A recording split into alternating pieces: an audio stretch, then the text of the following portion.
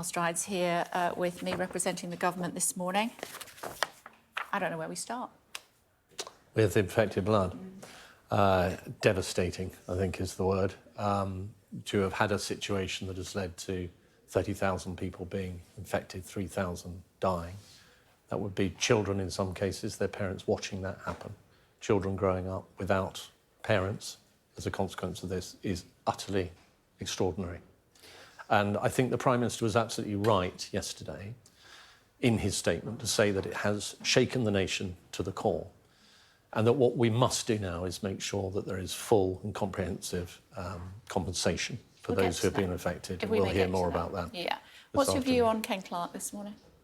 Well, I think some have been calling for his knighthood to be removed, and that's a matter for the Forfeiture Committee, not for, well, it's not for government or me, really, I think, to opine on that. Those are matters that traditionally are dealt with in a different way. But look, I recognise that there are many people and many groups of people that have come out of this report very badly. There are recommendations over and above compensation that the report makes, and of course the government will look very closely at those recommendations and have more to say in due course. If I may come to that, but let's talk about Lord Clarke a little bit more, if we may. Des Collins, a lawyer representing 1,500 victims, said that he thinks that his peerage, he is a member of the House of Commons, of course, should be stripped. Maria Armour, who contracted Hep C through a blood transfusion in 1981, says that his peerage should be stripped.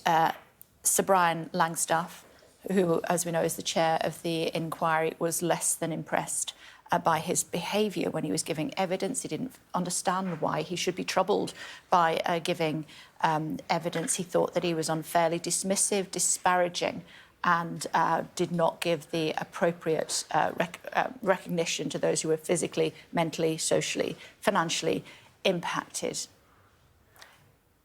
How can we sit here this morning and defend him? Well, what I was saying is, and I don't think I am defending him or one way or the other, what I'm saying is that in answer to the question, should he be stripped of his knighthood, I think that is a matter for others. That is a matter for the Forfeiture Committee. It is a matter that goes through a particular process, and I don't think it would be for me as a representative of the government, based even on those remarks, to take a position that that should happen. I think it is for others. But look, I recognise there are many people and many groups of people, senior people in the National Health Service, senior officials within government, who appear to have individually participated in cover-up. And the Prime Minister was very clear about that yesterday. And those are matters, of course, that will be looked into extremely carefully. OK, let me finish with Ken Clarke and then we'll move on to other things as well. What's your view of him? I've known Ken over many years. I've always found him to be a decent and nice man. He's always been very polite and kind to me. And do you think he behaved in a decent manner? Well, I am concerned by the points that you've raised with me. There is a 2,700-page report of which this forms a part. I want to have more time to go away and digest that huge report, which goes back to instances that have been happening or happened over a period from the 1970s onwards. Look, there are many questions that are surfaced through this, but I think what the Prime Minister demonstrated... he has questions to answer? Well, there are clearly questions that have been posed, very serious questions, and to that degree, indeed, there are questions that need to be addressed. I don't dispute that. OK. Yeah. What involvement do you think there should be from the police? Well, matters of criminality, of course, are a matter for the police and the Crown Prosecution Service. Of course. I'm asking whether you think they should be looking at this. Oh, I've no doubt the police and others will be looking very closely at this. I have no doubt about that at all. And to the extent that there are, for example, suspected corporate manslaughter charges that need to be brought forward, whatever it may be, I've no doubt that the authorities will be looking at those issues very carefully. Look, this is a very significant moment in this respect. This report, this inquiry, this 2,700 pages of detailed analysis as to what has happened will now be pored over very carefully by many, many different parties, including, I've no doubt, those looking at exactly those issues of whether there has been criminality and what the consequences of that might be. Yeah, I mean, be safe in the knowledge. I will certainly be putting these questions to Labour as well when I speak to Nick Thomas-Simons later on. Tony Blair has questions to answer as well, as does Gordon Brown, I'm sure of that. I mean, as the Prime Minister said yesterday, it's a day of shame for the British state. The victims have had a sincere apology from the Prime Minister. What about compensation? Well, we'll learn more about that today. What the Prime Minister was very clear on yesterday was that there will be full and comprehensive compensation that will be provided, no ifs, no buts. And John Glenn, the Minister for the Cabinet Office, will today make a statement to Parliament to provide us with further details of that. But that is beyond any doubt that the appropriate and right things will be done when it comes to compensation. What about the recommendations from the report? Will they be accepted in full? Well, we need to have a little bit of time to look at those, but the Prime Minister was very clear equally yesterday that along with compensation, the recommendations that Sir Brian has made will be looked at in great detail, at pace, and we will come back to Parliament with our response to those. But we will respond to every single recommendation that has been made. OK, I mean, at the very least, these memorials should be erected quickly, surely. Two new permanent memorials, a national one in a prominent place is what's suggested, and another to recognise those poor kids at that Trelaw boarding school. What on earth was going on there? Just speechless, actually, is how I feel about that. Utterly speechless. Talk to me in more detail, if you would, please, about what's happening as far as the ICC is concerned, the International Criminal Court issuing an arrest warrant for, amongst others, the leader of Hamas and also Benjamin Netanyahu. The US are outraged in the form of the president, but we've heard from Labour and they are suggesting that it is the right course of action. Well, we believe that it's deeply unhelpful because what we should be focusing on is getting humanitarian aid into Gaza. We've done a huge amount of work there in terms of working with the Americans, for example, on the temporary port leading into Gaza, pressing the Israelis around keeping those crossings open, such as areas using ports like Ashdod to get humanitarian aid in, pressing for a humanitarian ceasefire so we can start to get hostages out and start to move the whole situation into a more positive place. With the ICC, of course, we as a government don't recognise the state of Palestine.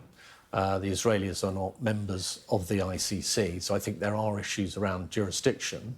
But I think the bigger point is the one that I'm making as to where the focus really needs to be, particularly now, which is around getting that aid into Gaza and moving into a more positive place. And that's why the Foreign Secretary is out in the Middle East again. It's I think, his 11th trip out there, Gay, since he became Foreign Secretary, because we are deeply engaged and pushing and trying very hard to move towards the humanitarian ceasefire that we need in order to start to ease what is a terrible situation in Gaza. To go back to my question, if the ICC does issue an arrest warrant for Benjamin Netanyahu and the leaders of Hamas, do you think he should be arrested?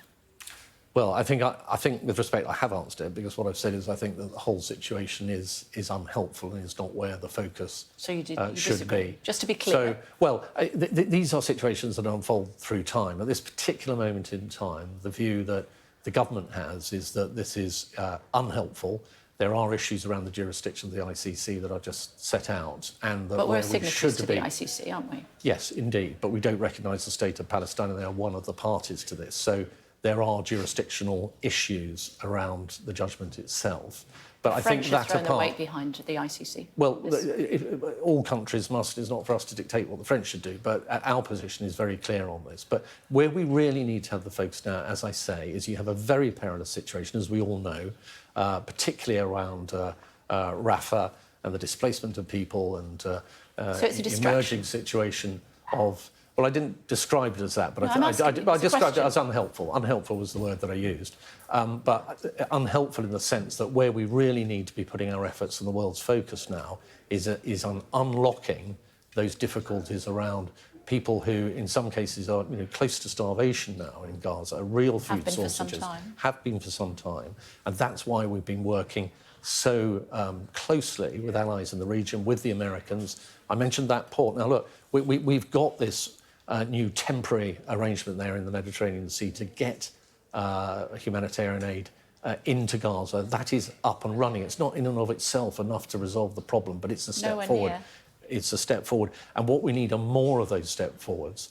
And part of the way that we do that is impressing upon the Israelis the absolute paramount importance of facilitating aid in all its forms, not just food, but cooking oil to facilitate, and oil to facilitate power generation, all the things that any society needs to exist effectively. We need to keep pushing in those areas. Why and do you think they won't? That's where the focus... Why do you think they won't?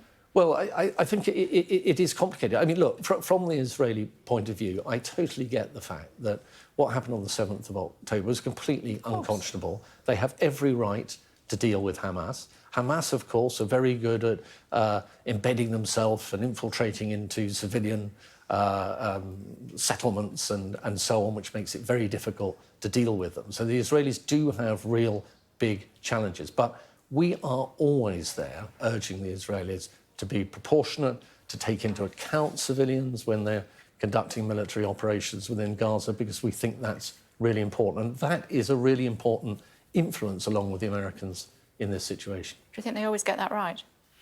Well, I think in war, sadly, nobody ever gets everything right. OK, but just before I let you go, I know you want to talk about boosting employment. Yes. So we have a situation, Kay, where, as we know, we've had very high levels of net migration. That is going to be coming down quite dramatically. In fact, the OBR and the ONS suggest 300,000 fewer people, net migrants, coming in. We know that we have hotspots within the labour market where we've had shortages that have been filled by migration. Now, I see this as a great opportunity now to unlock British talent up and down the country, to encourage people to take up those jobs. So I'm going to be making various announcements later on this afternoon about the Back to Work £2.5 billion investment that we're making to give us and job centres the tools to help people go into those jobs. We're also looking at the kind of changes we can make in some of those labour markets to free up supply. We saw that with HGV drivers, if you remember, in 2021. We made 33 different changes there that really made a radical difference to employers' ability to get those drivers. We're doing the same exercise now at pace right across government. And the final thing I'll be talking about later today is a very large, bold national campaign to make sure that employers are aware of what job centres and what training opportunities and so on are there. And I'm going to be meeting with leaders, business leaders, later on today to discuss the details, further details of exactly that. I must let you go. We're over on our time, but important to understand what you're saying as far as employment is concerned, given that it's your brief. It's good to see you as always. Thank you very much indeed. Thank you.